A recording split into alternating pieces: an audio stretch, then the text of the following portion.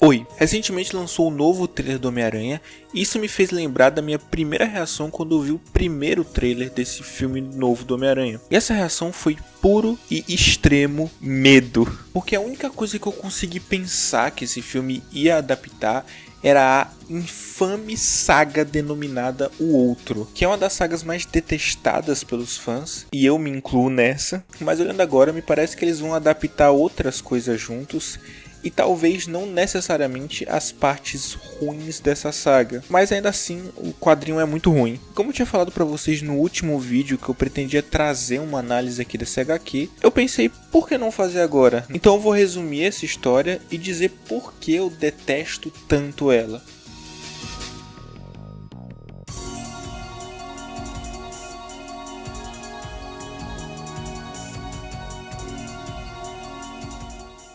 Bem, eu vou resumir a história de forma bem resumida, que pleonasmo do caralho, e enquanto eu resumo, eu vou dando meus pareceres e as minhas opiniões em relação à história. Como eu disse, vai ser só um resumo, caso você queira ler a história, você se vira pra encontrar, igual eu me virei pra encontrar essa porra dessa HQ pra reler ela. Bem, a gente já começa logo descobrindo que o Peter tá prestes a morrer, e a gente passa todo esse início ao longo dessa ideia da iminente morte do Homem-Aranha por conta dessa doença misteriosa. Ele vai aos melhores especialistas que os Vingadores têm, mas nenhum deles consegue dar a resposta do que de fato é essa doença. E o Doutor Estranho, que é o único que consegue dizer o que é essa doença do Peter, diz que não pode fazer nada, que a doença é de fato de origem mágica, mas apesar disso ele não pode fazer nada. E ok, eu acho um pouco forçado o maior mago do mundo não poder fazer literalmente nada em relação à doença do Peter, mas essa parte aqui da HQ não deixa de ser bem legal. Eu sempre acho muito interessante quando o roteiro coloca os personagens em volta dessa ideia da iminente morte deles, porque é muito interessante ver como o personagem vai agir em torno dessa ideia. Um dos meus conceitos favoritos da psicologia, e me corrijam se eu estiver errado, porque eu realmente estudei isso tem muito tempo, mas se eu me lembro bem, é um conceito de Carl Jung em relação à meia-idade,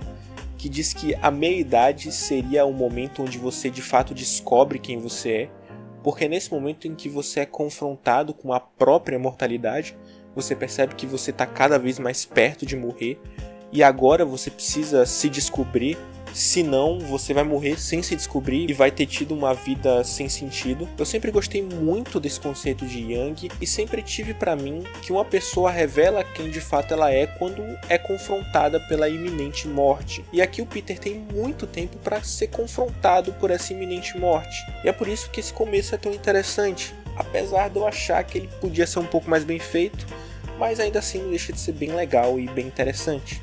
Bem, enquanto o Peter tá tendo uma porrada de problemas com os poderes, o Morlun acaba encontrando ele e acaba descendo a porrada no Homem-Aranha, e só não matando e se alimentando do Homem-Aranha porque aparecem um monte de policiais e o Morlun tem que fugir. Mas depois, com o Peter já no hospital, o Morlun vai lá para terminar o serviço. E quando ele tá prestes a matar o Homem-Aranha, o Peter tem uma mutação bizarra e fica com essa cara escrota aí e desenvolve uns ferrões e tem um puta surto de raiva e consegue derrotar o Morlun. Apesar disso, apesar de ter conseguido derrotar o Morlun e ter tido esse surto de força repentina, o Homem-Aranha ainda assim acaba morrendo. E aqui começam as coisas que eu não gosto nesse quadrinho, e as coisas que eu não gosto na verdade em muitas histórias atuais do Homem-Aranha. Porque o Homem-Aranha não morre de fato. Claro, isso é óbvio, né? É claro que eles não iam matar o herói mais lucrativo deles, mas ele acaba saindo do próprio corpo, como se ele estivesse trocando de pele, e a gente vê o Peter em casulo embaixo da ponte, o que pra mim já começa a ficar meio escroto aí, mas aí a história pira de vez. Porque a gente descobre que ele está sendo confrontado com uma entidade aranha, que diz que ele tem que abraçar o seu lado aranha ao invés de tentar fugir dele.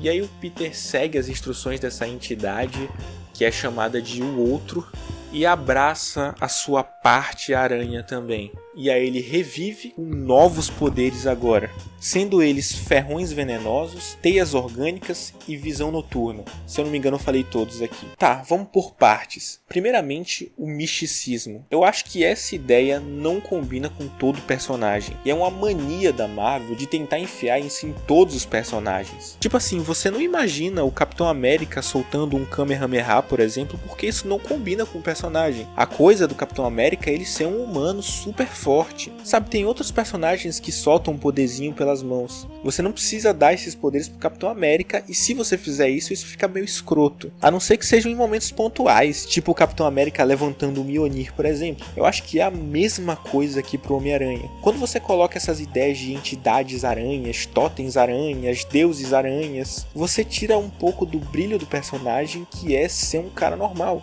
Ele não é um mago ou um arauto de algum deus. Ele é um cara normal que recebeu os poderes por acaso e teve que aprender a lidar com isso. Isso é a parte legal do personagem. Quando você coloca a ideia de predestinação, de deuses mirabolantes ajudando o Homem-Aranha, além de você forçar um pouco a barra, você também acaba tirando essa magia do personagem ser só um cara comum como todos nós, tendo que lidar com poderes que foram dados a ele pelo acaso. Outra coisa são esses poderes. Parece que a Marvel deu uma bela forçada de barra para deixar o Homem-Aranha mais dark, com poderes mais fodões e sei lá o que. Isso acaba tirando um pouco da essência do que é o personagem. Bem, talvez nessas outras críticas eu esteja sendo um pouco saudosista, mas na minha última crítica, mesmo você que gosta desse quadrinho, vai ter que concordar comigo. Esses poderes não têm consequência nenhuma pro universo do Homem-Aranha. Essa história aconteceu um pouco antes dos eventos de Um Novo Dia, que esse sim é o quadrinho que basicamente todo fã do Homem-Aranha odeia.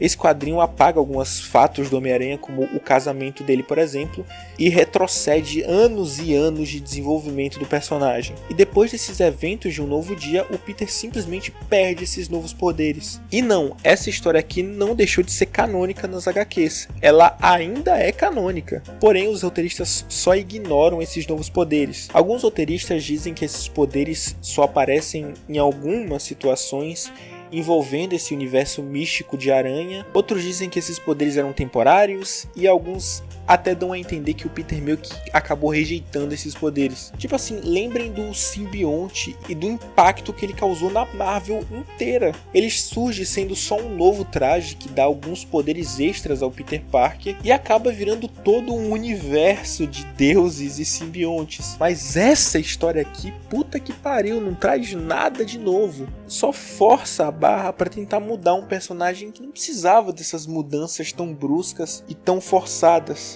Mas é isso, eu acho que eu já expliquei bem o meu ponto em relação a essa HQ aqui e por que eu gosto tão pouco dessa saga em si.